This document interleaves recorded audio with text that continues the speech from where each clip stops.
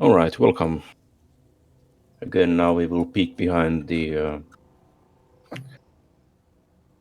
curtain of leadership and talk about things that we don't talk about to the regular void servants, because again, they don't need to know it, but it's important if you are managing things in an organized structure to understand how leading works and how you should resolve situations effectively. And like I mentioned, Diogenes and Sun Tzu's things, I've drawn upon many sources of leadership guidance in my life. And here's some summaries that I found at work, but don't take whatever I say or whatever anyone says as gospel. Think for yourself. Now that we've done with the learning the rules, we are going to think for ourselves and we are going to break everything I just said. And we will create. But firstly, oh, and by the way, in this section, you can talk more freely. Since Carrie already became a rebel, why not? But yes, on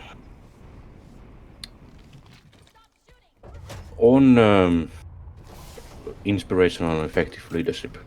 Again, leading is a skill, like talking or walking or public speaking.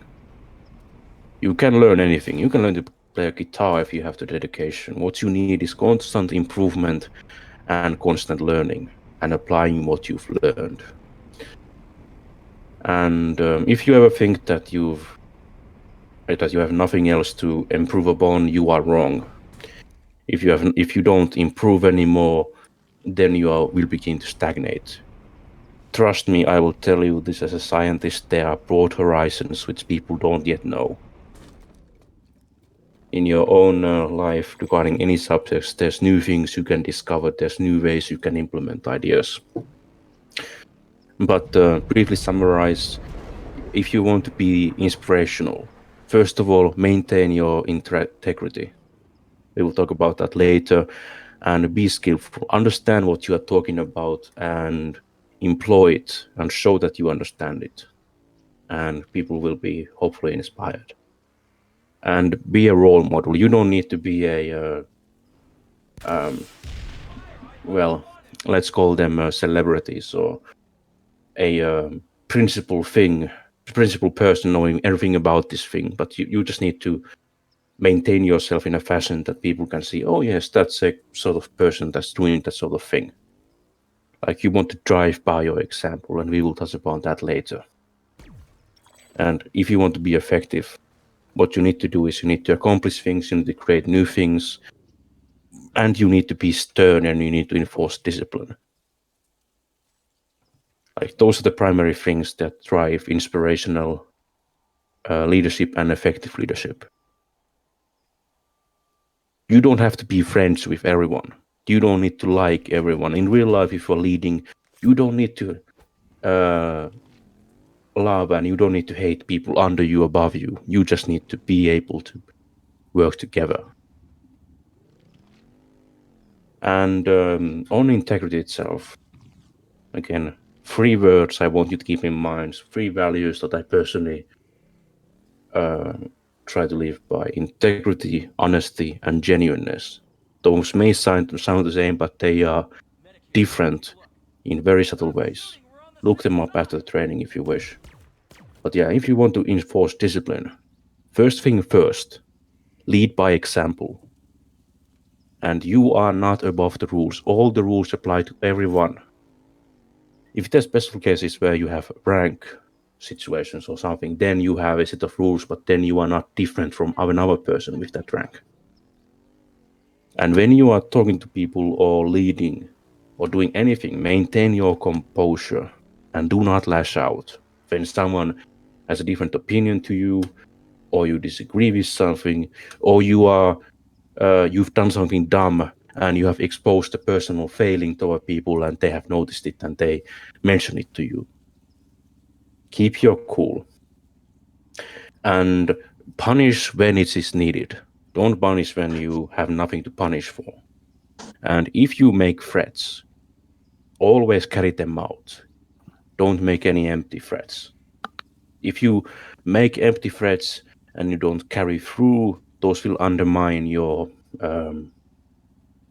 integrity. Your position, not your integrity, your position, and you will start to degrade the discipline of others. But it will again compromise your integrity if you don't carry out the punishment because this is a specific person whom you know personally and you do not punishment for misconduct. In that case, integrity will definitely suffer. Can you please give examples, planet-side examples?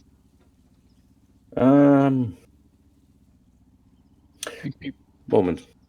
All right.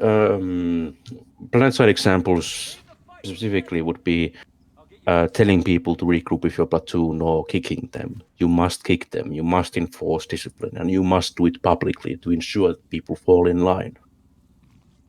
And we have had a very well-functioning community in PlanetSide, and I happily must say that there's only been a few people whom I or a few other of the former officers or current officers have had to put our hand down and smack and get them back into line. And but it is very important that when you punish people, you punish them in a correct fashion. Because again, punishing it in itself, it's kind of a crisis because you have a difference you may have a difference of opinion that is very severe. Above all else, you don't want to alienate people. I will not name names, but in my life, I have had a person who was very angered for. In my mind, it was a very small reason about conduct of other people, and he retaliated. And people complained to me about his conduct, and he was very defensive. He wanted me to relieve him of his duties, and essentially telling me to go fuck myself and just do it now, because that's what we are about apparently. But I didn't, and I'm very happy that I didn't at that time confront him. I didn't become the enemy to him. I maneuvered the conversation in such a manner that I was willing to have him within the organization in question, but he would have had to follow the rules. And I didn't kick him out in a very particular fashion, which I can't tell you because that was compromised the identity of this person. I told him that he may leave if he wished upon do this thing, but because he was invested and he still liked what we were doing, he stayed. So don't alienate people. If you have a crisis and you need to deal with it, deal it in a manner that that you don't add to the problem. And if it is a skill that you don't have, and like it's not just that you don't want to develop it, it's that if you find a situation which you can handle, go up a line. You link the files, go up the chain, find a person higher than you who can manage the situation. They can make decisions for you. If you are involved in some manner, don't make any rash actions. Don't muddy the waters. Let things be handled in a calm and methodical fashion.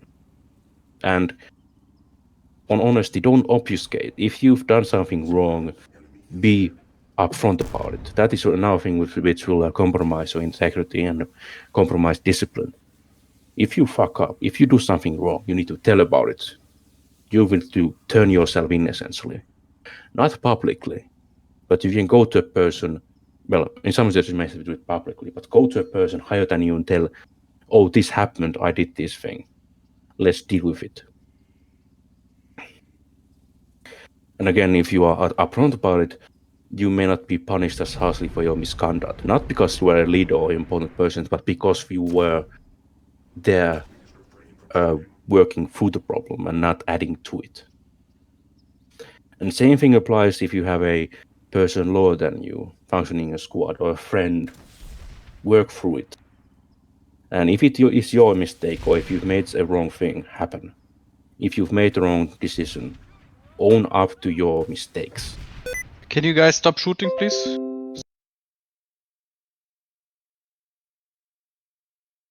Because people can leave. They can leave out of anger, boredom, for real life reasons, or they may just be ineffective and drag their feet. They may not understand the emergency, the urgency of the situation. They may not be motivated, or they might be disheartened by a string of failures. These situations must be dealt individually if they become a problem.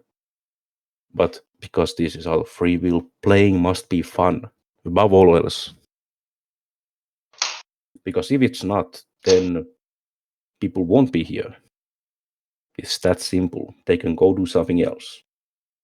About alienation. On the first thing I learned by leading when I began to lead more than 5 people at work was the not to name people. Once you name people, it begins to, it's making their blood not really.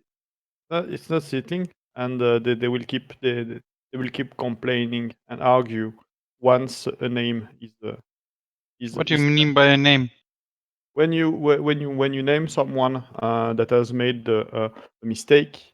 Once you just tell the mistake to the others, they will understand. But once you name someone that made the mistake, the debate is lost. And Once more you importantly, you Because- don't even need a name. If yeah, you yeah. give a if you make a phrasing that points out the identity for a um, reasonably smart person, and they can figure it out, that's enough to cause division Mm-mm. and alienation. Yeah. That's one of the first thing my manager learned me when he knew that I was leading a bit more than 5 people. Now I'm leading like 30 or 40 people. so means you didn't publicly approach people Yeah, when they made a mistake, so you do it privately. don't lash on people publicly. So I can't yell at platoon leaders when they fuck up in Discord. No, you shouldn't. Okay.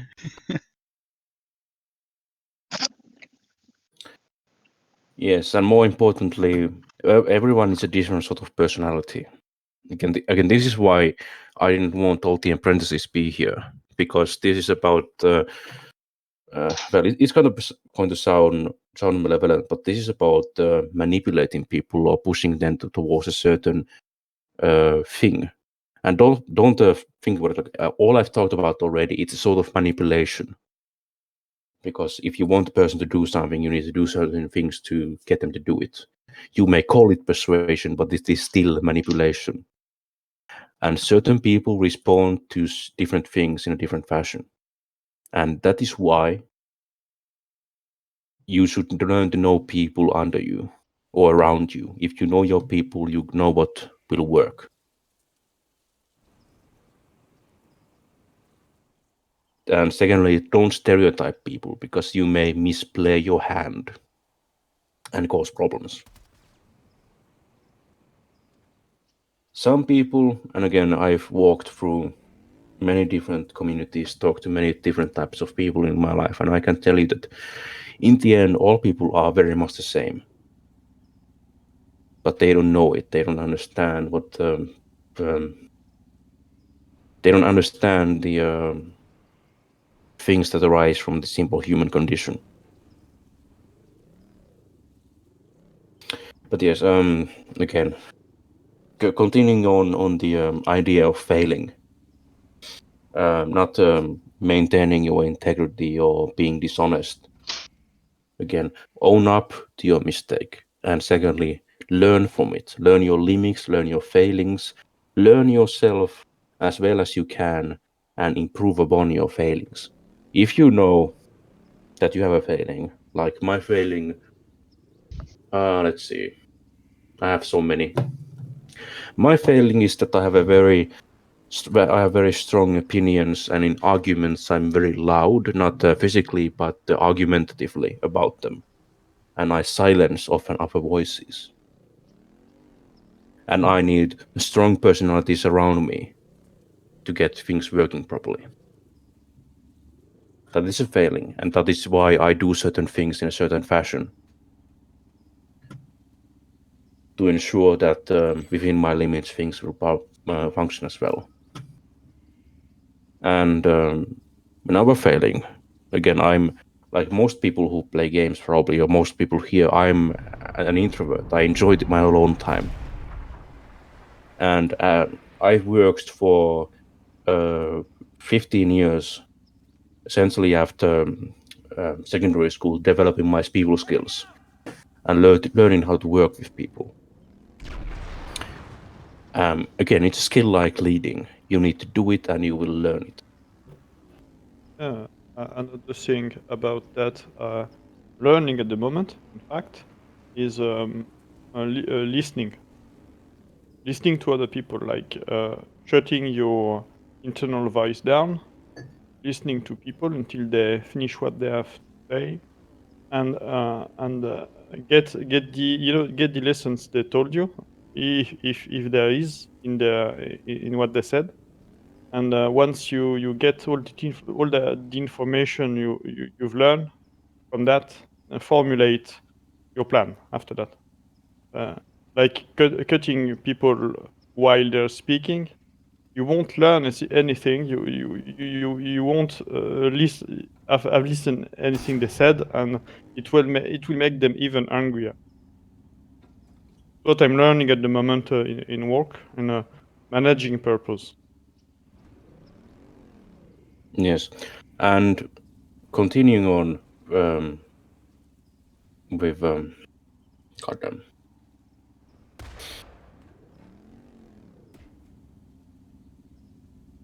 Sorry, I lost my train of thought. What did you say, Para? What was your thing? My thing was about shutting. Hearing people. Yes, thank you. Hearing people. And when you examine what people are saying, remove your subjective self from it, examine their position objectively, and even better, move to their position, empathize, consider how they see the situation, because then you can understand how they see things, how they value things, and then you can learn how to talk to them, manage them, help them. And if you want to be nefarious, you can learn their weaknesses. Again, in PlanetSide, if you lead against a certain person, like person X, creative, and you play against them a lot, you start to learn them, the way they think, and you can start using it against them. Again, I'm a very competitive person. I'm a former athlete, and I like wargaming, and I play a weekly game against friends, some complex strategy games, and occasional magic. And since we know each other very well, we can plan off each other, and we can use the knowledge we have to make amazing things. Not nefariously, but in a competitive scenario. But yes, and I've learned that people follow those who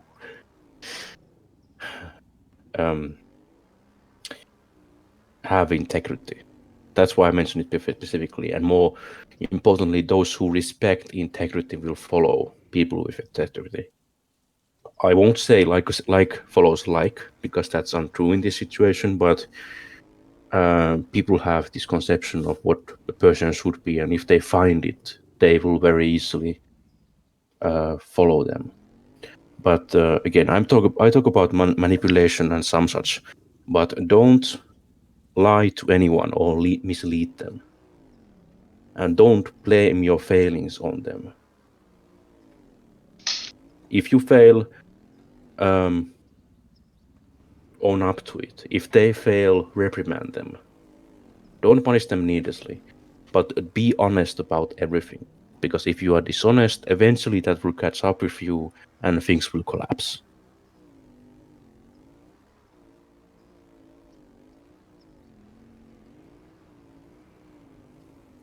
And don't lie to yourself. That's very important. Because you may find that if you lie about some things, they may become real in your mind, and that's dangerous. And again, I made that mistakes, but it regarded in gymnasium. I decided to take a religious course, religious course, the second mandatory one by myself. And I procrastinated because I thought, yes, that would be fine. Like I can put it off. It'll be fine. I have things to do. It's all easy and things. And that was the worst grade I ever got in my school time. Everything else was essentially 8s or 9s or 10s, and that was a 5 on a scale of 4 to 10. So don't lie to yourself. It will come back at you in some fashion. And if you fail, and you will fail, ask for forgiveness and improve yourself. Don't repeat your same mistakes. This applies in organization fashion, and this applies on a squad level. If you made a mistake, don't repeat it. And if you fuck up, tell your squad, yeah, sorry, this is my fault, guys. It's not on you. And in a similar fashion, if you don't want to them get a misimpression of what the situation is. For example, Kari pointed out in the previous section that you need to tell people if things are going bad, but you need to stay there. If, for example, if you're using your forces as a distraction and you're purposely sending them to be slaughtered, tell them that we are here to be a distraction. Like, because we are here dying and fighting and getting found, we are here distracting the enemy so we can achieve that objective. It's important that you tell them. Yeah. Because if you tell them, if you communicate with them properly and you're upfront about your objectives, they will understand your plan and they will follow you. Again, knowledge and communications are key. Very important. That's mainly what I'm doing. I'm not a very good leader, and that's what I'm doing and trying to teach people to get them sympathizing with my ideas. That's how I lead, because I'm not a good leader. Well, I'm not very charismatic. You're more the charismatic guy. I'm not the very charismatic or entertaining guy. So my style is more to explain people the thoughts in my head, make them understand, to keep their moral up, give them a purpose why they're at a certain base, motivating through that. Probably the best is a mix of everything. Yeah, and I'm the sort of person who can fast talk out of experience over the years and who can talk to people. And my plan is to have every plan at every moment. You don't have to do that. That's the way I do things. It's occasionally very frustrating and tiresome. Yeah. To get to that level, you need a lot of experience. And madness. Yep, that's true. Yeah, but once you understand that that thing, you will be a better person, better leader, and it will be helpful in work context also. Yes. Yes. And if you remember the simulation I just showed you at the start of the thing in the introduction, now we come back to it. Because that's a situation where you should not lie to yourself. See the situation, analyze it, and draw objective conclusions. Don't lie to yourself and say, oh, this is fine, it's 50-50. Consider it and think it. Build on your strength that you have on character, on leading style. Try to work on your weaknesses. Everybody is somewhere limited. It's just part of being human. Yeah. But we need to do the best out of it on a personal level and when you lead squads and platoons. And that's why the apprentices aren't here. Because here we are focusing on these ideas. We are focusing on your personal style, what you might become, and how things can be done. I focus on honesty and integrity because that is one of my styles. Some else might use brutal force or cruelty Which to gain usually same situations. But again, that's why I argue for you that it will come back and haunt you eventually. It will. And again, plans within plans. We will do the Siege thing. But I told you that I like to play in a fashion that I have all the plans at all times. And I can switch between them at will. It's in fact very easy because you want to pre-build models that you can follow. But in the situation when you are playing or doing something, you need to plan, you need to make an attempt, fail. If you fail, you make a new plan.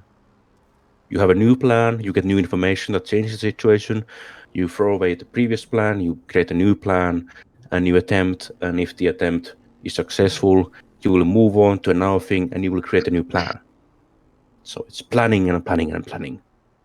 And if you have a pre-built model, you thought about things and you have ideas that you like, you can create a new plan as a riff of an old plan. Can you don't give a need to. solid side example, please? I will give them in a moment. And but yeah, what do you need to think when you make a plan? You need to think about what can you accomplish, what can you do. Those are different. What can you actually achieve, and what can you do? And what options are there? What other options? What contingencies do you have available? And that's why I like this creating models. Like you make a pre-plan, you train a specific thing. It is very similar how you handle a panic situation, an emergency situation, a fire drill, for example, or a global pandemic. You create plans ahead of time and you implement them and you change them, you adapt them as little as you can, because hopefully those pre-built plans will work out. Because if you make a plan at the heat of the moment, it can easily be wrong because your intuition might be wrong. And if you have limited information, it might be wrong as well. There's very many reasons why human error may come to the forefront and destroy your plan, which is why you should create and learn new models and behavior ahead of time before something happens. And you don't need to think on the spot, like, oh no, the building is burning down. Oh no. No, you calmly go to the fire escape and you go down. It's very simple. You need to think calmly ahead of time to create the model, because at the time when things are happening and shit is going down, you may not have the calm composure to actually think about it. And when you do something, take action quickly and follow your models if they are applicable. If not, do something else. Sometimes you just need to improvise, suddenly do something weird.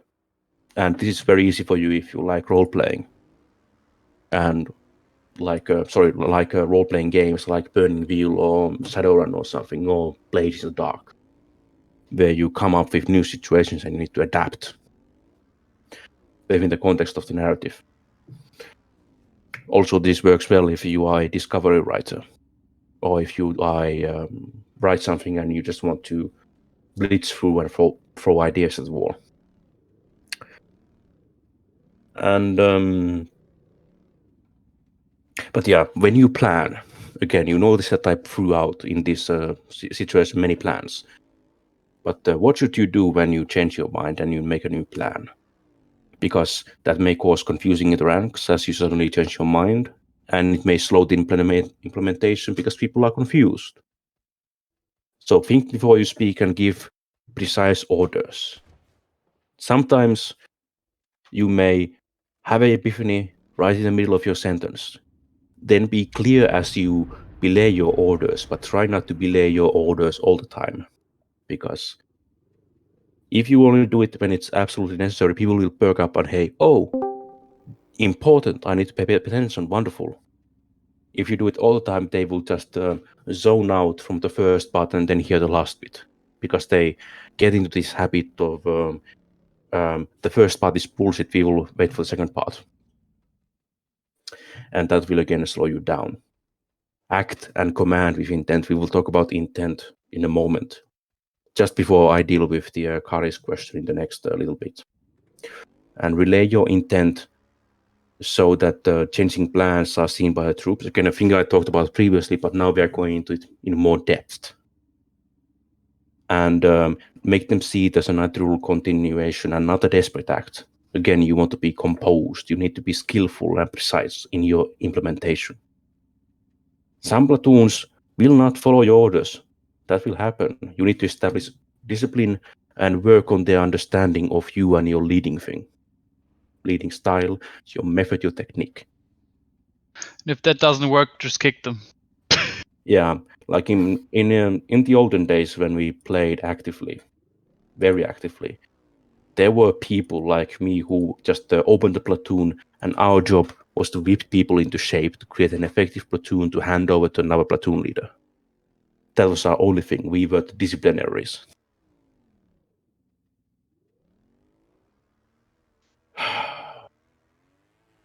And again, still you need to adapt to enemy action. So have a plan at the ready for nearly everything and extrapolate for the rest. Or make something creative up. And now to Corey's question after a fashion. This will breeze over your thing, but on unconventional stratagems, like plans that break the mold. I have a few meta-breaking stratagems that I personally prefer, and I will go through them in detail. 3 of my all-time favorites. One of them is the Valkyrie demo drop. I've mentioned Valkyries in the previous part for a specific reason, because those who've been with me with the KOTV ops, they know I like to pull Valkyries, get light assaults and engineers and drop on enemy Sunders and tanks and destroy them by deploying troops on them. And I've done it on bases, on open ground, and we've changed down whole columns of armor with a few Valkyries and drop troops. And that changes the game you want to create, and when you change the game, people will have to respond. And unfortunately, one of the reasons that I don't care for PlanetSide these days anymore is that people don't find ways to counter you effectively. Like demo drops, if you fly low, you'll be shot down. All right, fine, but the best stratagem I've done, and the thing that rarely gets counted, and where I can do this for 20 or 30 minutes without no one noticing, is stealth Valkyrie deployment and sustained deployment. Taking a stealth Valkyrie with maximum stealth and levitation, and just getting it to 800, 900 meters of a base and leave it there. I'll just leave it here, place my game on hold, go and get a coffee and come back. I did that regularly during ops. Like I had time to make coffee, brew it and drink it, and still I would be alive. And the benefits of that strategy of having stealth Valkyries to deploy troops is that if you get bogged down in the base and you're losing it, you can very easily relocate your spawn options to another base and begin again. If you remember from the first part, I mentioned strike where the enemy is weak and avoid where they're strong. You can pull them with your first deployment to another base, and then you can maneuver your Valkyries to another base and get your people deployed there instead. And this was one of the points of the Enlightenment platoon, where we had 2 Valkyries per squad with a section leader and a squad leader in 2 sections. We had fire teams of 6, actually, so sections. And we could deploy them indefinitely, and we would have at least 2 spawns available at all times. And we could maneuver very freely on the map. And we could plan, replan, take a base, fall back, go to another base. Essentially, it's again, another thing about my leading style. I really love strike operations. I dislike sustained battle because my mind doesn't think that way. Like I understand sniping, scout doctrine, and many types of special forces things and raids, but I don't care for sustained combat in a World War II or World War I style. I can appreciate it, and I can do it, but it is not a thing that I'm after. And third sergeant, which is the building a base north of Split Peak, cutting off the road to northern side of A, denying spawn, and secondly, creating a base where you can easily destroy an enemy column moving to Split Peak or to the base north of Split Peak, and placing artillery or orbital strike there, because then I can control the whole passage. And me and Julio and me a few others, like we faced the whole platoon down with 4 people and won. And I myself with Julio, we have destroyed squads of armor coming down the road with artillery, pre-plotting it where they are going to be and then blowing them up. Like artillery and orbital strikes and this sort of cash situation in PlanetSide is very limited. It's actually quite bad compared to the real thing. It has severe limitations, but still in these cases where they actually work wonderfully. They are a lovely thing to see. And sometimes you will find situations which are just untenable, like things where there's no winning. If you have to do something that you won't win, tell your players if it's a distraction or something. Again, keep that in mind, that's very important.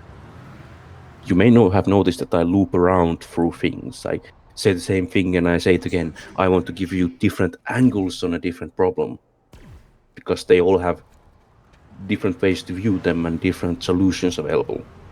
I want you to think. The first part was me dictating about stuff. This is where you use your noggin.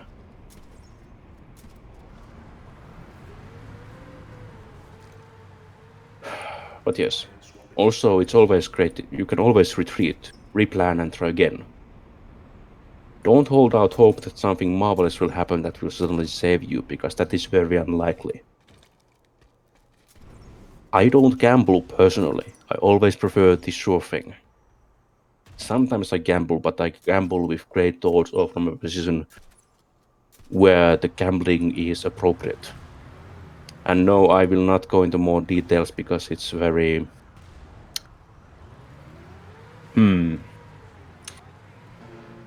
It's very complicated.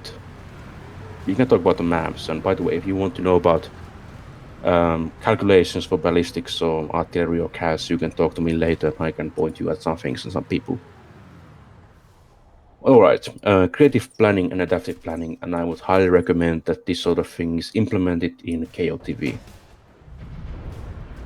It's stuff that the generals have learned from the First and Second World War, and it works very well and is currently implemented on many different armed forces. So commander gives intent. They give what should be done. They have operational reasons for something. And platoon leaders, again, we are going to bypass companies and some such. They decide what are the tasks. You can say objectives. I prefer task because it's smaller. It's less magical. It just focuses. It's a thing that needs to be done. So tasks need to be accomplished to achieve commander's intent. So whoever is the force commander, they give, alright, this is a thing we need to achieve. The platoon leaders decide, alright, this thing needs to be achieved. We are going to create these tasks and they will be done. And squad leaders, their job is to decide how the tasks the PL has assigned them are done. Because then we limit the things people need to keep track on and think about, and we escape the cycle of having platoon leaders who do everything. They give orders, they follow everything, they talk to everyone.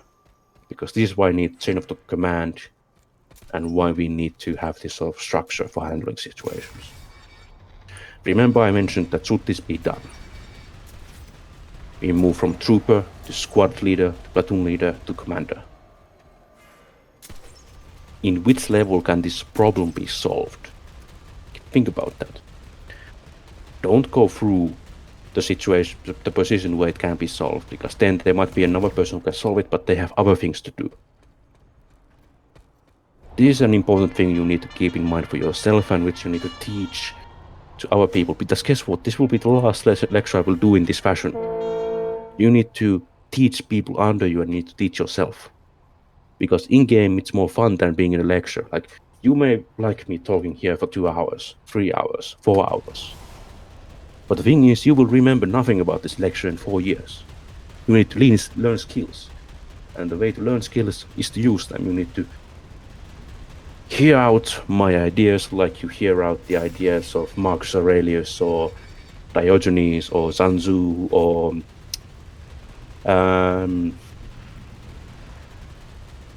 let's say Karl Marx position. Hear them out, consider it, and based upon your reasoning, upon their ideas, discard them and use what works. And these roles mix in PlanetSide. But it's very inefficient if the PL does everything and the squad leaders assigned and they're just Muppets, leading a band of Muppets, not saying anything, doing anything. You may find that I'm breaking one of the rules, that I'm being harsh, that I'm blaming people for something. I'm telling you a fact. The difference between a mob and an organized unit is the structure. If you want to differentiate yourself from a mob where people just are thrown, like in Stalingrad, at the enemy, then you need to create structure and manage yourself and let others manage themselves. This is the idea of task managing. Who manages the task? Who should do it? When should they do it? What is the task at hand that you need to complete?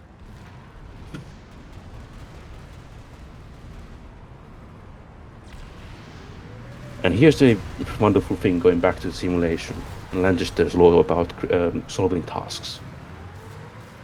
Force concentration on operational, strategic, and tactical level. Essentially, you will call it overpop. And be certain, this is not a case for Sergei not being a mob. This is you outnumbering the foe. Not on a battle level.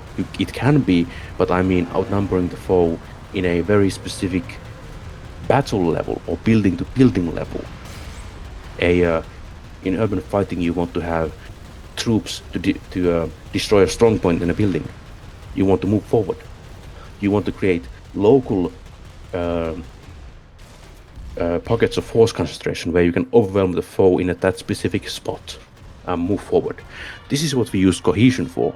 Cohesion is not just because they want to have people running together in a line. We want people to march in a single file with goose step. Oh, discipline is not for. It is not for this sort of thing. They all build up the ability to manage tasks. In the very start of this lecture, I pointed out that the ability to kill the population of A, B, and C will dictate the course of the battle. And here I'm telling you that these are the ideas you need to implement. Cohesion, force concentration, discipline, tactics, stratagems, strategy, management. And this is my opinion. Take of this as you will, but this is my argumentation for this sort of structure to, in a cohesive manner and thought out manner, to solve tasks and deal with problems. As for the logistics of warfare, and this, we will go back to the idea of not lying to yourself. In PlanetSide, there's a certain time that you need to take a base. You need to really think about, do you have the resources? Do you have a cohesive enough squad to do it? Do you have transportation to do it? And do you have time to do it? Because guess what? All of those will be used up as you move. People will get disorganized. They will stay behind. They will fight for some reason. They may be late to their transports, or they may need to use discard tanks or build new, pull up new stuff if they're nanites. And time. If you redeploy to a base, it will take time. If it has 1 minute left, it's more or less already gone.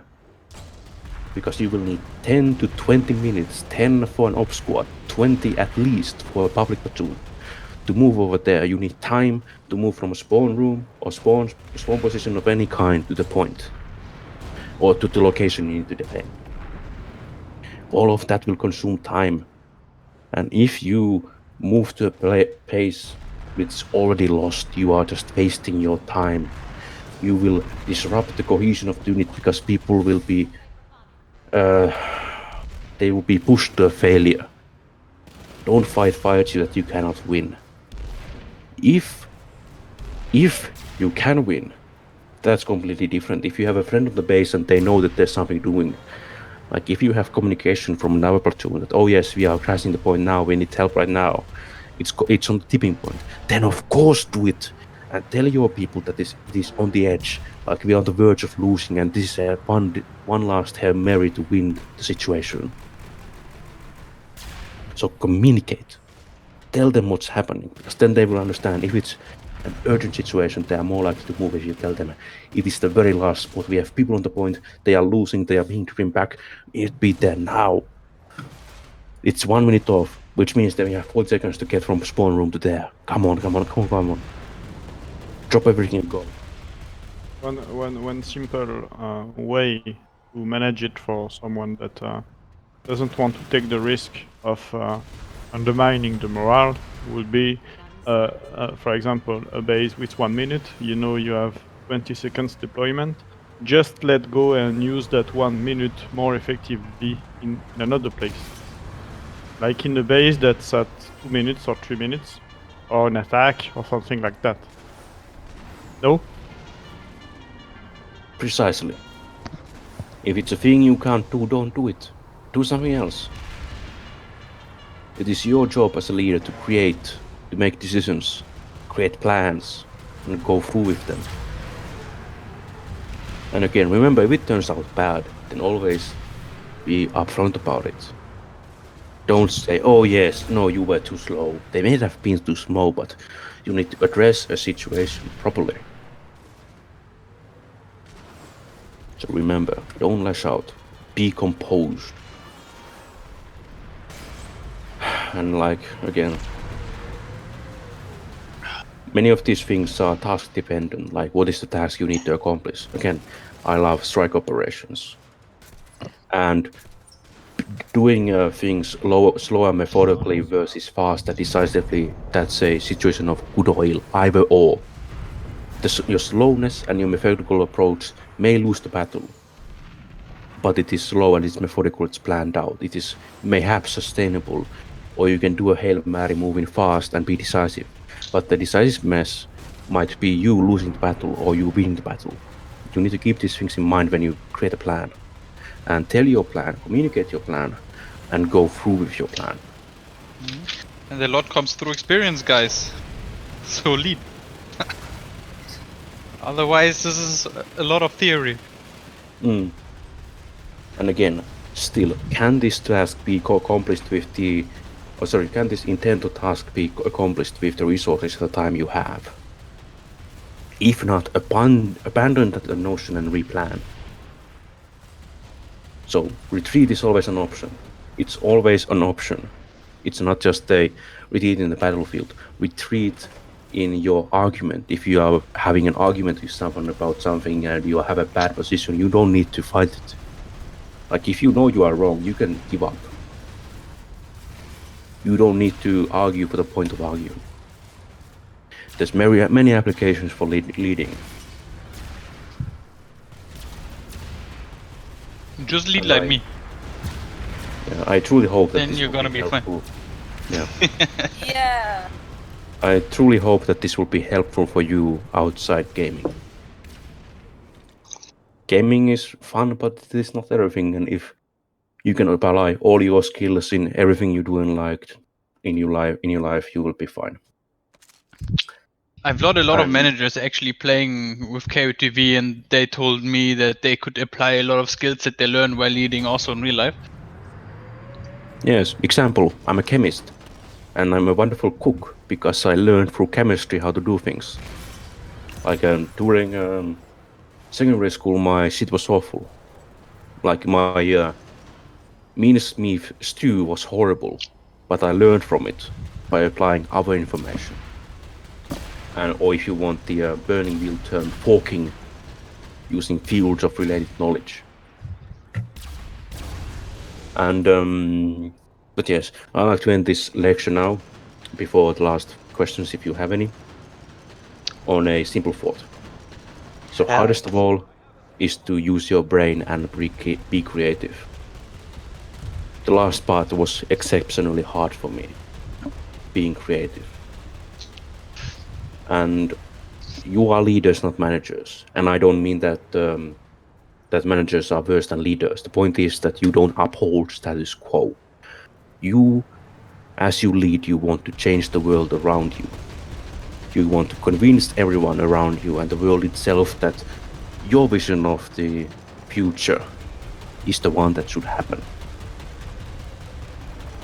So deny advantage, gain initiative, maintain momentum, be honest, explain, communicate, maintain your integrity. That's one of the things I don't do in managing, is like trying to convince people that your vision is of the future is the one that will happen. That's what in management you shouldn't really do, but it depends the fields, of course, but management you want to give the opportunity to people to learn and to come to a team conclusion. Because multiple minds will always be more effective than a single one.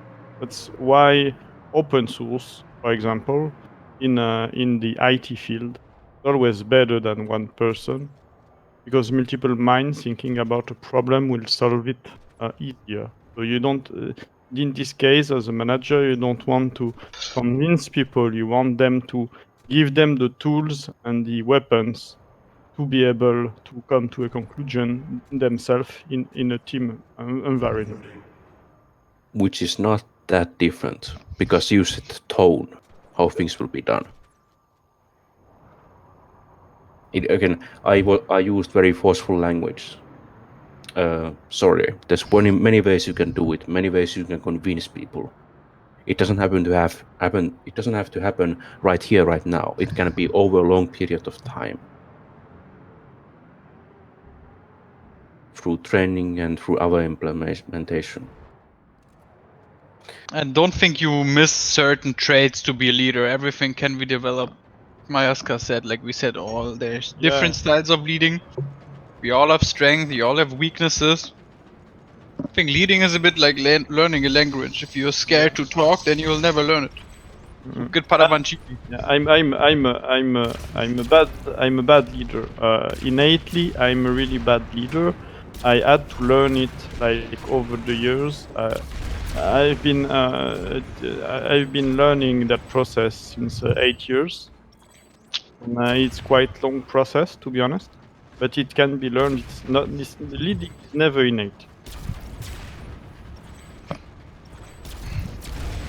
Yes, but now I'm done. And if you want to learn more, cheers, mate. If you want to learn more, you can. Yeah, if you want to learn more, you can reach out to me privately. We can talk about other things. Again, this was the briefest 2 hours and 20 minutes of lecturing. Thank you very much. Thanks a lot for your time. Thanks for Thank you very much. Thanks for your insights. Thanks. All very helpful. It's incredible. It didn't actually feel like 2.5 hours. It passed really quickly, to be honest. Yeah, that's true. Yeah, yeah. That's why you get an academic to lecture. Oof. Woo. Ay, ay, ay. Yes, truly, you may end the recording.